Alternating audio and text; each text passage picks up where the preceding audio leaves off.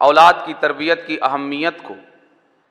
अल्लाह तबारक व तआला के कलाम की रोशनी में समझ लेने के बाद हुजूर आक़ाए करीम सल्लल्लाहु अलैहि व आलिहि वसल्लम के मुबारक फरमान की रोशनी में हम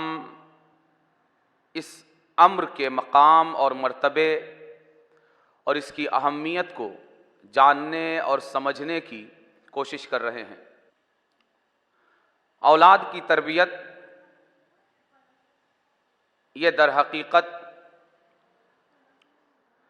फ़र्दन फ़र्दन खुद उनके माँ बाप के लिए नफ़ा बख्श नहीं है या सिर्फ उनके अपने घर वालों के लिए नफ़ा बख्श नहीं है, बल्कि अगर औलाद की अच्छी तरबियत की जाए, औलाद को अच्छी बुनियादों पर परवान चढ़ाया जाए, औलाद की तरबियत अगर अल्लाह और रसूल के इरशादात और फरमूदात की रोशनी में की जाए, औलाद को नेकियों के रास्ते का राही बनाकर बुराइयों के रास्ते से रोका जाए और उन्हें एक अच्छा इंसान, पाकीज़ा किरदार वाला इंसान, बुलंद अखलाक वाला इंसान और सुथरे ज़ाहिरो बातिन वाला इंसान अगर बनाकर उन्हें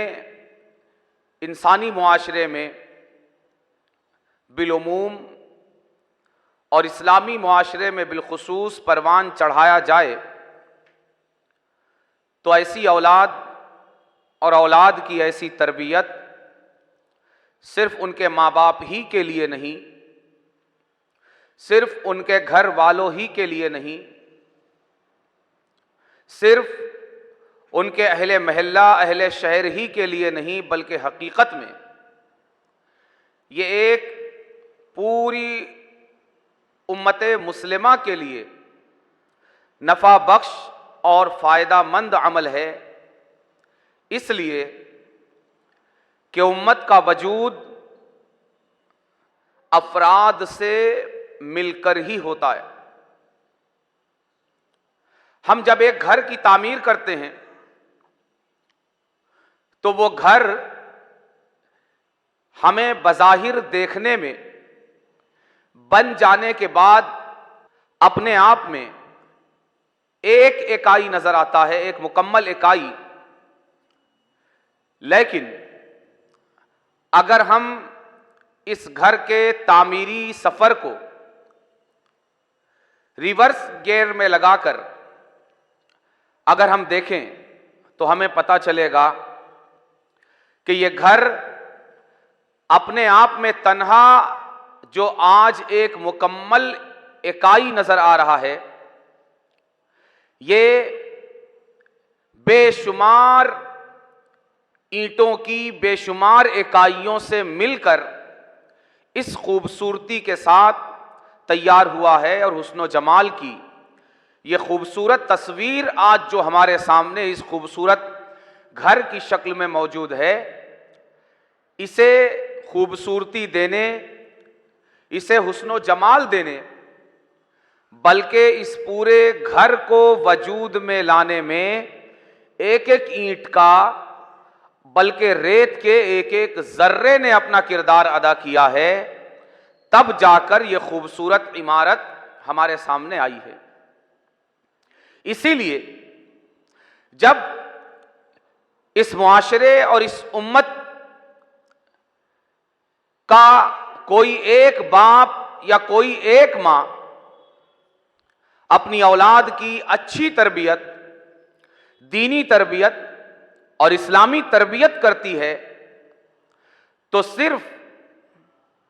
बज़ाहिर यूं लगता है कि ये इन बच्चों के माँ बाप के लिए मुफीद है, इन बच्चों के घर वालों के लिए मुफीद है, मगर हकीकत ये होती है कि ये सिर्फ इन बच्चों के वालिदैन या इन बच्चों के अहले खाना के लिए नहीं, बल्कि इन बच्चों की तरबियत किसी न किसी शक्ल में, किसी न किसी सतह पर, किसी न किसी अंदाज में पूरी उम्मत के लिए सूदमंद और पूरी उम्मत के लिए नफा बख्श और पूरी उम्मत के लिए फायदामंद और उरूज और इर्तिका का जरिया बनती है। क्यों? इसलिए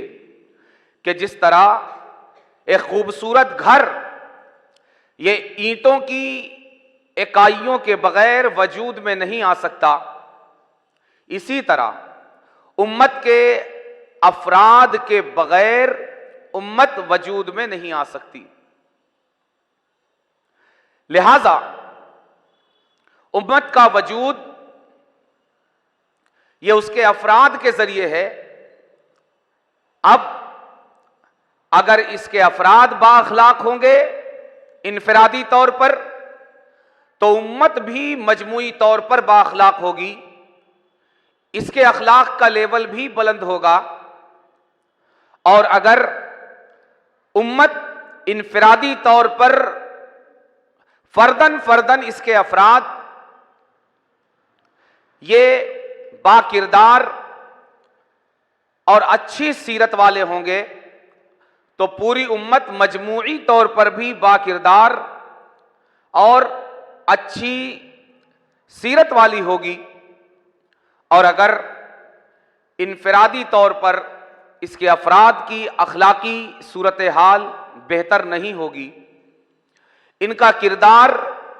साफ सुथरा नहीं होगा, इनकी सीरत आला और उम्दा नहीं होगी, तो फिर उम्मत भी मजमूई तौर पर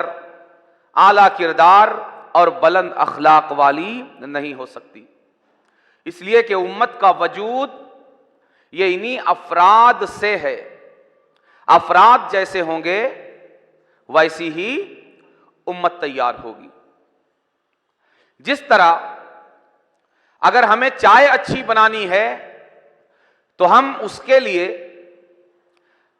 उसके जो अज्जाए तरकीबी हैं कि जिन चीजों से मिलकर चाय वजूद में आएगी और चाय बनेगी, हम उनकी क्वालिटी और उनकी उम्दगी का ध्यान रखते हैं।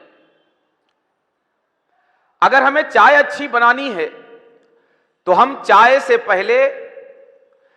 दूध के अच्छे होने का ख्याल करते हैं कि दूध हम अच्छा इस्तेमाल करें। चाय अगर हमें अच्छी बनानी है तो चाय से पहले हम चाय पत्ती की उम्दगी का ख्याल करते हैं कि चाय पत्ती हम अच्छी क्वालिटी की इस्तेमाल करें। इसी तरह दूसरे अज्जा अगर इस्तेमाल करना है उसमें, तो हम उनकी उम्दगी का ख्याल करते हैं। क्यों? इसलिए कि चाय अगर अच्छी बनाना है तो इसके लिए जिन चीजों से मिलकर चाय बनेगी, चाय वजूद में आएगी, उन चीजों का बेहतर होना, उम्दा होना और अच्छी क्वालिटी का होना यह जरूरी है। चाय पत्ती अगर अच्छी क्वालिटी की ना हो, दूध अगर उम्दा ना हो, तो फिर चाय अच्छी और बेहतर और लज्जतदार ये तैयार नहीं हो सकती। इसी तरह अगर हमें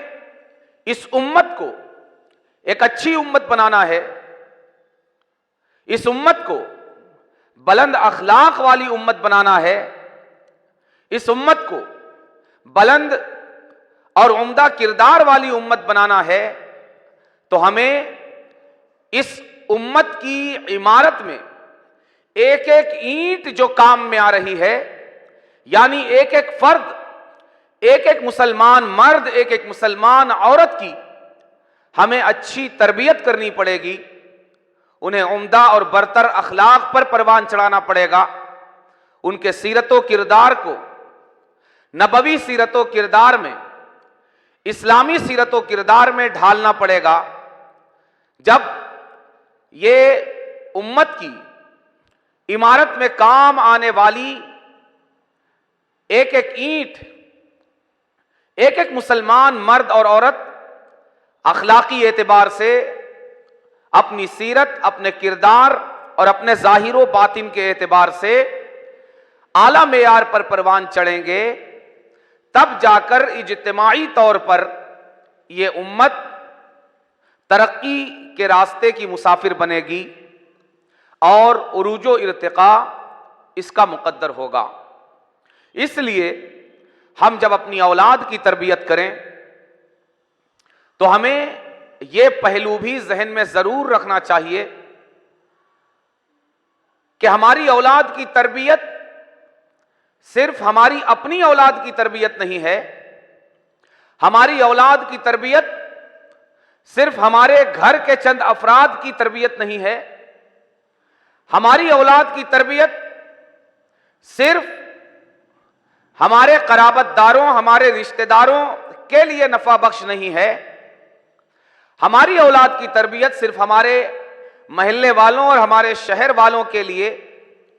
और हमारे मुआशरे के लिए नफा बख्श और फायदामंद नहीं है, बल्कि बज़ाहिर ये हमारी औलाद की तरबियत है, लेकिन हकीकत में सारी दुनिया में बसने वाली मुस्लिम उम्मत की तरबियत है। इसलिए कि हमारी औलाद आलमी नक्शे पर मौजूद उम्मत की तामीर में काम आने वाली वो ईंटें हैं जिनसे मिलकर इस उम्मत का वजूद होता है और ये उम्मत वजूद में आती है। अब जब हम इस पहलू को नजर में रखकर अपनी औलाद की तरबियत के हवाले से कोशिश करेंगे तो अब इस मकाम पर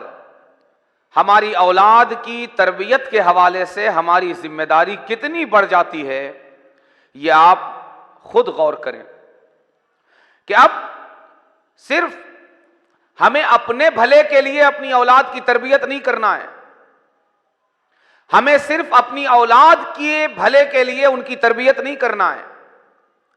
हमें सिर्फ अपने अहले खाना के भले के लिए अपनी औलाद की तरबियत नहीं करना है। हमें सिर्फ अपने कराबतदारों, अपने रिश्तेदारों, अपने अहले महल्ला और अहले शहर के लिए अपनी औलाद की तरबियत नहीं करना है, बल्कि अब हमारी औलाद की तरबियत की तासीर का दायरा हमारे घर, हमारी जात, हमारी औलाद की जात, हमारे कराबतदारों, हमारे रिश्तेदारों से बहुत ज्यादा वसी होकर यह पूरी उम्मत को मुहीत नजर आता है कि हमारी औलाद की अच्छाई पूरी उम्मत को बेहतरी और अच्छाई अता करेगी और हमारी औलाद की बुराई, हमारी औलाद की बदअखलाकी पूरी उम्मत पर बदअखलाकी का दाग लगा सकती है और हमारी औलाद की बदअखलाकी यह पूरी उम्मत के अखलाक को दागदार कर सकती है। इसलिए इस वसी कैनवस को अपने सामने रखते हुए हमें औलाद की तरबियत के हवाले से अपनी जिम्मेदारियों को समझने और इन्हें अंजाम देने की जरूरत है। हुजूर आकाए करीम सल्लल्लाहु अलैहि वसल्लम का एक और फरमान आज हमारे पेशे नजर है, जिसमें हुजूर आकाए करीम सल्लल्लाहु अलैहि वसल्लम औलाद की तरबियत के ताल्लुक से इस उम्मत को आगाह फरमाते हुए, इस उम्मत की रहनुमाई और दस्तगीरी करते हुए इरशाद फरमाते हैं कि मुरू औलादकुम बिस्सलाति लिसब्इ सिनीन, कि अपनी औलाद को 7 साल की उम्र में नमाज का हुक्म दो कि वो नमाज पढ़ा करें। और फरमाते हैं वदरिबूहुम अलैहा लिआशरिन, और 10 साल की उम्र में 7 साल से तुमने उन्हें नमाज पढ़ने का हुक्म दिया, 7वें साल में भी तुमने नमाज पढ़ने का हुक्म दिया, 8वें साल में भी, 9वें साल में भी तुमने नमाज पढ़ने का उन्हें हुक्म दिया। 7, 8, 9 और 10, ये 3-4 साल तुम उन्हें नमाज पढ़ने का हुक्म देते रहे। इसके बावजूद अगर वो नमाज के आदी और नमाज के पाबंद नहीं होते तो फरमाया वदरिबूहुम अलैहा लिअश्रिन, कि फिर 10 साल की उम्र में भी अगर वो नमाज के आदी और पाबंद न बने और नमाज ना पढ़ें तो अब उन्हें नमाज पढ़ने के लिए मारो। हुजूर आकाए करीम सल्लल्लाहु अलैहि वसल्लम अपने इस इरशाद मुबारक में वो पैगंबर आखिरुज़्ज़मा जिनके दिल को बल्कि जिनके सारे वजूद को मुँह मुबारक शरीफ से लेकर कदमाने मुबारक तक अल्लाह तबारका व तआला ने जिनके पूरे सरापा को रहमत बना दिया है। हम है ना, हम रहम दिल हो सकते हैं, हम नर्म दिल हो सकते हैं, हमारे दिल में रहम के जज्बात हो सकते हैं, हमारा दिल किसी के लिए नर्म हो सकता है, हमारे दिल में नाजुकी हो सकती है, मगर हुजूर जाने रहमत सल्लल्लाहु अलैहि वसल्लम की ज़ाते करीम को अल्लाह तबारका व तआला ने सिर्फ कल्बे अतहर को नहीं, सिर्फ आपके मुबारक और मुकद्दस दिल को नहीं, बल्कि अल्लाह तबारका व तआला ने आपके पूरे वजूद को सर के मुबारक बालों से लेकर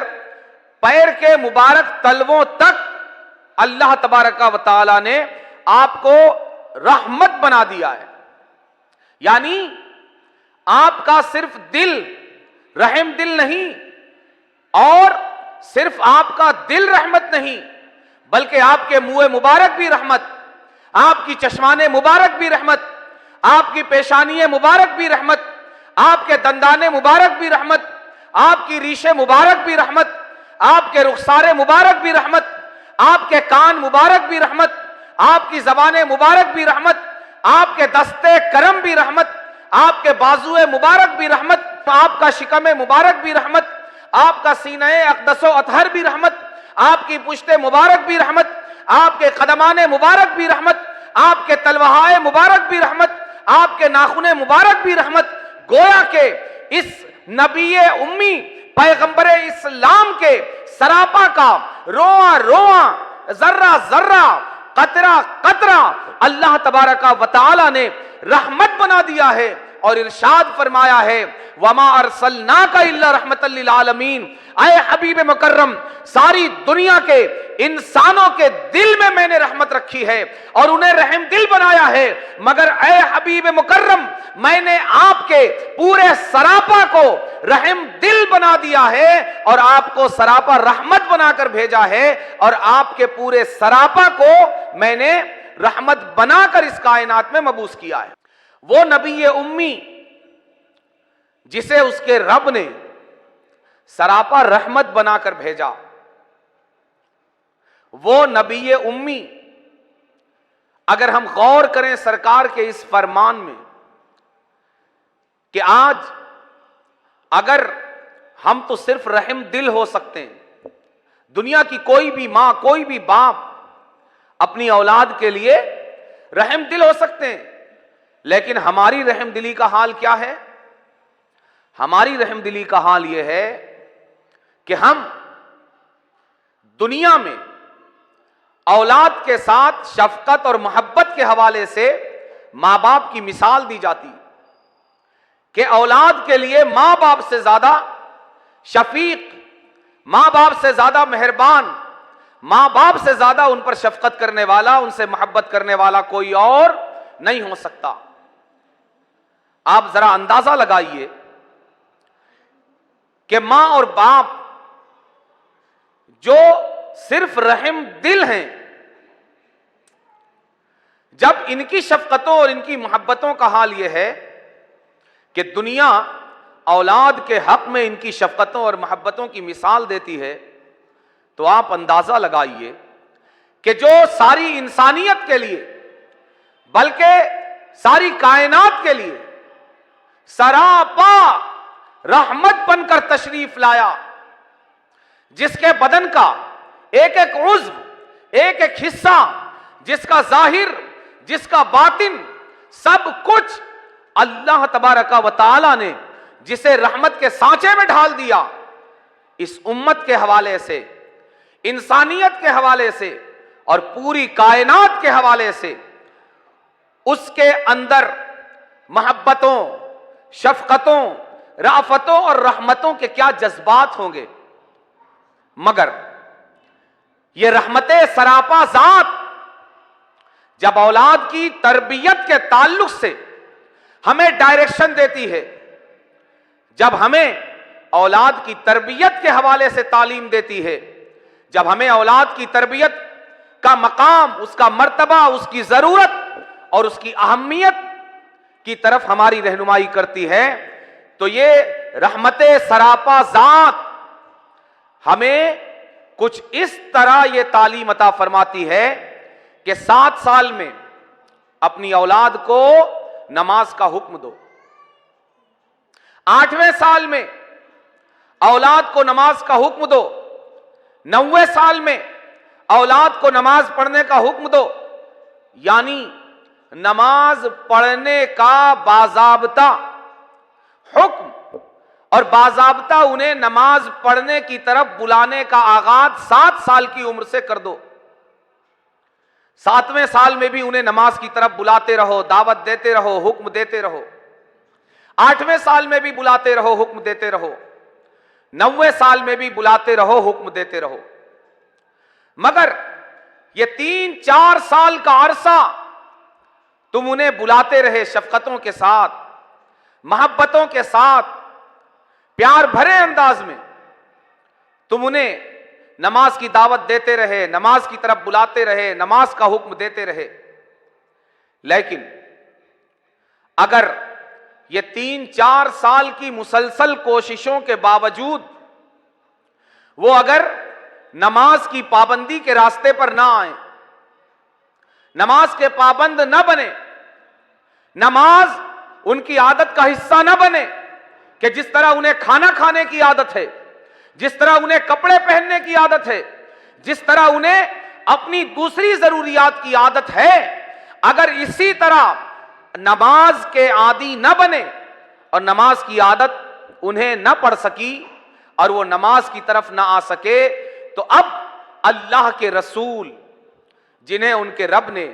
रहमतुल्लिल आलमीन बनाकर भेजा है, जिनका पूरा वजूद सरापा रहमत है, जो अपने सरे अक़दस के मुबारक बालों से लेकर कदमैन शरीफैन के तलवहाए मुबारक तक सरापा रहमत हैं। आप उनके अल्फाज पर गौर फरमाइए, उनके अल्फाज पर गौर करके औलाद की तरबियत की अहमियत और इसकी संगीनी का अंदाजा लगाने की कोशिश कीजिए कि आज हमारी इस हवाले से गफलतों का दर्जा और मेयार क्या है। आज हम इस हवाले से कितने गाफिल हो चुके हैं और सरकार इस हवाले से हमें किस कदर बेदार करना चाहते हैं। हमें इस मामले में और इस रास्ते पर हुजूर आकाए करीम अपनी उम्मत को किस कदर हसास करना चाहते हैं, किस कदर इस हवाले से उन्हें बाशऊर करना चाहते हैं कि हुजूर फरमाते हैं कि अब अगर तुमने 7 साल से उन्हें नमाज की तरफ बुलाना शुरू किया, 7 साल पूरे साल भर बुलाते रहे, 8वें साल पूरे साल भर बुलाते रहे, 9वें साल पूरे साल भर बुलाते रहे, लेकिन ये लंबे अरसे तक दावत और नमाज की तरफ बुलाने की कोशिशों के बावजूद अगर औलाद को नमाज की आदत नहीं पड़ती, वो खुद से नमाज का वक्त होते ही अगर मुसल्ले की तरफ नहीं दौड़ती, नमाज की तैयारी की तरफ नहीं भागती, अगर नमाज के लिए खड़ी नहीं होती, तो अब रहमते दो आलम सल्लल्लाहु अलैहि वसल्लम इरशाद फरमाते हैं वदरिबूहुम अलैहा लिअश्रिन, कि अब जब तुम इतने अरसे बुलाते रहे और फिर भी वो नमाज के आदी नहीं बने, तो अब नमाज का आदी बनाने के लिए उन्हें मारो, और अब मार कर उन्हें नमाज का आदी बनाओ। यानी अब उनके हक में रहमत यही है कि अब मार कर उन्हें नमाज का आदी बनाया जाए। अब उनके हक में शफकत यही है कि उन्हें मार कर अब नमाज का आदी बनाया जाए। अब उनके हक में प्यार यही है कि अब उन्हें मार कर नमाज का आदी बनाया जाए। अब उनके हक में मोहब्बत यही है कि उन्हें मार कर नमाज का आदी बनाया जाए। क्यों? इसलिए कि अगर अब भी उन्हें नमाज का आदी नहीं बनाया गया और जब नमाज उन पर फर्ज हुई और अब भी अगर वो नमाज छोड़ते रहे, तो अब अंजाम यह होगा कि ये जहन्नम का ईंधन बनेंगे, और अगर तुमने इन्हें नमाज का आदी बनाने में कोताही की तो इनके साथ तुम भी जहन्नम का ईंधन बनोगे। इसलिए प्यार का तकाजा, मोहब्बत का तकाजा यह है कि अब इन्हें किसी भी हाल में जहन्नम की आग से बचाया जाए, अब इन्हें किसी भी तरीके से जहन्नम का ईंधन बनने से बचाया जाए, और सिर्फ इनको नहीं बल्कि इनके साथ साथ इनकी वजह से खुद अपने आप को भी जहन्नम में जलने और जहन्नम का ईंधन बनने से बचाया जाए। इसलिए जब 7 साल में, 8 साल में, 90 साल में आप बोलते रहे और ये नमाज की आदत इन्होंने नहीं डाली, तो अब मार कर इन्हें नमाज का आदी बनाया जाए। क्यों? इसलिए अब प्यार यही है, अब मोहब्बत यही है, अब इनके साथ शफकत का मामला यही है कि इन्हें मार कर भी अगर नमाज का आदी बनाना पड़े तो इन्हें मार कर नमाज का आदी बनाया जाए। क्यों? आज की ये मार सस्ती है, आज की ये मार हल्की है, आज की इस मार का असर, आज की इस मार की तकलीफ, आज की इस मार का दर्द, कसक और जलन ये कम है कल जहन्नम में जलने और जहन्नम की दहकती हुई आग में डाले जाने और उसका अंगारा बनने से, कि जहां बार बार जलाकर राख किया जाएगा, दोबारा फिर गोश्त और पोस्त दिया जाएगा, फिर जलाया जाएगा, फिर गोश्त और पोस्त दिया जाएगा, फिर जलाया जाएगा। वहां बार बार जलकर राख होने से बेहतर है कि आज इन्हें मारकर नमाजी बना दिया जाए, इन्हें मारकर नमाज का आदी बना दिया जाए, इन्हें मारकर इस जगह लाकर खड़ा कर दिया जाए कि अजान हो और नमाज का वक्त हो तो इन्हें फौरन मुसल्ला याद आ जाए और फौरन नमाज की तैयारी के लिए इनके कदम उठ जाया करें और इस तरह ये नमाज के पाबंद हो जाएं। मेरी माँ और बहनों, औलाद की तरबियत की अहमियत आप देख रही हैं। आज हमारे मुआशरे में औलाद का क्या हाल है। माँ और बाप अगर औलाद कमा कर न लाए तो दुनिया जहान ये कोने से वो कोना हम एक करके रख देते हैं। साल हा साल से प्लानिंग हो रही है। बच्चा अभी 3 साल का है, ढंग से बोलना नहीं जानता, चलना नहीं जानता, अपनी जरूरियात अपने हाथ से पूरा करना नहीं जानता, मगर 3 साल की उम्र से ये कमा कर कैसे लाएगा बड़ा होकर, हम उसका इंतजाम शुरू कर देते हैं। क्या बनेगा? डॉक्टर बनेगा, क्या बनेगा? इंजीनियर बनेगा, क्या बनेगा? मास्टर बनेगा, क्या बनेगा? मस्जिद का इमाम बनेगा, क्या बनेगा? स्टेज का खतीब बनेगा, क्या बनेगा? मदरसे का मुदर्रिस बनेगा। गोया के 3 साल की उम्र से यह कमा कर कैसे लाएगा, इसका इंतजाम शुरू हो गया। नहीं, यह मुस्लिम मुआशरे का अंदाज नहीं है, यह मुस्लिम उम्मत का तरीका नहीं है, बल्कि यह तरीका मुसलमानों का नहीं, किसी और का तरीका हो सकता है। इसलिए कि इस्लाम की तालीम यह है कि तुम्हारी औलाद का रिज्क नहीं, बल्कि तुम्हारा रब, वो रब और वो परवरदिगार है जिसने, तुम तो मुसलमान हो, तुम तो इंसान हो, तुम्हारे रिज्क का नहीं, तुम्हारी कमाई का नहीं, बल्कि उसने तो मामूली कीड़ों मकोड़ों के रिज्क का जिम्मा भी अपने कर्म पर लेकर रखा है। जिस चीज का जिम्मा उसने लिया है, तुम उसमें इतनी मेहनत करते हो कि 3 साल की उम्र से उस रास्ते पर लगा दिया। अगर तुमने लगा भी दिया, तुम्हारी औलाद कमाने भी लगी, तुम आलीशान कोठियों में जिंदगी बसर करने भी लगे, कितने दिन की ये कोठियां, कितने दिन की ये जिंदगी, कितने दिन का ये मालो मनाल, कितने दिन के ये जाहो इख्तिदार, कितने दिन का ये दुनियावी असबाब और कितने दिन की ये दुनिया। इस्लाम वो दीन है जो 4 रोजा जिंदगी को बेहतर बनाने के लिए तरीक़े जिंदगी बताता ही है, मगर उससे पहले हमेशा की जिंदगी की उम्दगी और कामयाबी का तरीका हमें बताता है कि मुसलमानों, कोई और कौम अगर न जानती हो इस दुनिया की हकीकत और हैसियत तो न जाने, लेकिन तुम मुसलमान होकर अगर इस दुनिया की सच्चाई और हैसियत को नहीं जानते तो फिर तुम पर तुफ है कि तुम्हारे रब ने बार बार अपने लाफानी कलाम में इरशाद फरमाया, मताउ दुनिया कलील, कि दुनिया का साजो सामान खा जितना हो यह तुम्हारे रब की निगाह में बहुत थोड़ा है। इसलिए एक मुसलमान होने की हैसियत से, एक मुस्लिम मुआशरे में पैदा होने की हैसियत से, हुजूर नबी उम्मी की उम्मत का हिस्सा होने की हैसियत से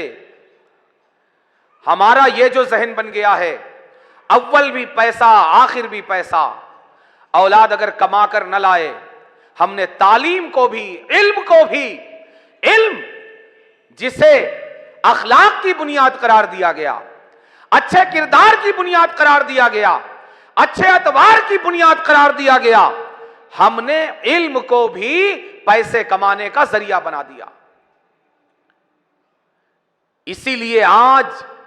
हम इस अंजाम पर खड़े हुए हैं कि हमारी औलाद डॉक्टर तो बन गई मगर बाअखलाक ना बन सकी, हमारी औलाद मास्टर, इंजीनियर, मुल्ला, मौलवी, पीर, फकीर, मुदर्रिस, खतीब, इमाम, मुअज्जिन सब कुछ बन गई, मगर अखलाक की बरतरी,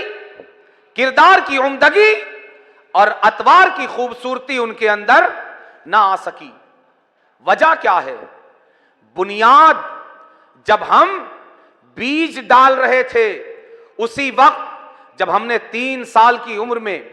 इल्म के रास्तों का राही इन्हें बनाया, वहीं बुनियाद में हमने अपनी नीयतों के जरिए जो बीज डाला वो ये नहीं था कि हम इन्हें पढ़ा रहे हैं ताकि ये बाअखलाक बने, ताकि ये अच्छे इंसान बने, ताकि ये अच्छे मुसलमान बने, ताकि ये सरकार के अच्छे उम्मती बने, रब के नेक बंदे बंदियां बने। नहीं, हमने तो तभी से बुनियाद ये डाल दी ताकि ये ज्यादा से ज्यादा कमा कर लाएं, बड़ी से बड़ी मुलाजमतों पर लगें, बड़ी से बड़ी नौकरी करें। जब बुनियाद में हमने गलत नीयत डाल दी तो शायर ने कहा है, खिश्ते अव्वल चूनहद में इमार कज ता सुरैया मीर अवद दीवार कज, कि अगर पहली ईंट अगर तुम टेढ़ी रखोगे तो इस टेढ़ी ईंट पर अगर तुम आसमान की बुलंदियों तक भी अगर कोई दीवार उठाओगे तो इस टेढ़ी बुनियाद पर सीधी दीवार की उम्मीद मत करना, बल्कि अगर बुनियाद तुमने टेढ़ी रखी है तो आसमान की बुलंदियों तक भी अगर दीवार उठाओगे तो यह दीवार सीधी नहीं उठेगी, बल्कि चूंकि बुनियाद टेढ़ी रखी है तो आसमान की बुलंदियों तक जाने वाली यह दीवार भी टेढ़ी ही रहेगी। मेरी मां और बहनों, हम अंदाजा लगाएं कि हम अपनी औलाद की तरबियत के हवाले से किस कदर गाफिल हो चुके हैं। इसलिए नबी उम्मी सल्लल्लाहु अलैहि वसल्लम ने, जो रहमते दो आलम हैं, जिन्हें उनके रब ने रहमतुल्लिल आलमीन बनाकर भेजा है, वो अपनी रहमत वाली जबान से इरशाद फरमा रहे हैं, मुरू औलादकुम बिस्सलाति लिसब, कि अपनी औलाद को 7 साल की उम्र में नमाज का हुक्म दो। 7वें साल भी देते रहो, 8वें साल भी देते रहो, 9वें साल भी देते रहो। 10 साल की उम्र में भी अगर ये नमाज के पाबंद और आदी न बन सके तो अब मार कर इन्हें नमाज का आदी बनाओ। रहमते दो आलम की निगाह में औलाद की नेक तरबियत का ये मकाम और ये अहमियत है।